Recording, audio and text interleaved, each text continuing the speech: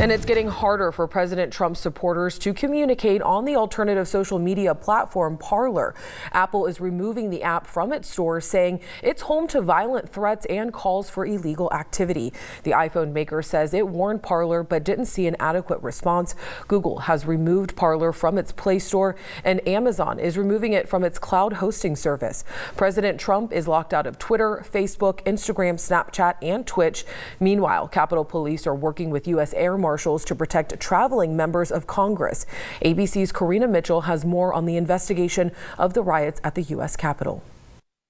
This morning, dozens are under arrest accused of taking part in Wednesday's rampage at the U.S. Capitol. Law enforcement combing through social media, surveillance video, and cell phone data to find the perpetrators.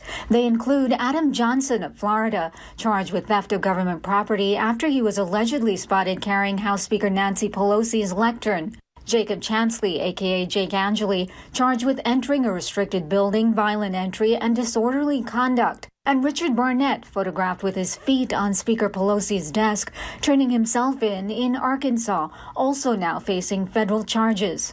5 people died in the rioting, including 1 police officer, just hours after President Trump held a rally urging supporters to march to the Capitol. Now House Democrats vowing they'll push forward with plans to impeach. He is incapable of leading. He cannot be trusted. The single article of impeachment, incitement of insurrection, set to be introduced on the House floor tomorrow, charging Trump with, quote, willfully inciting violence against the government. But only a handful of Republicans publicly support the idea. Senator Pat Toomey of Pennsylvania telling Fox News. And one of the things that I'm concerned about, frankly, is whether the House would completely politicize something. I do think the president committed impeachable offenses, but I don't know what is going to land on the Senate floor, if anything. Meanwhile, the president saying he'll work towards an orderly transition. Karina Mitchell, ABC News, New York.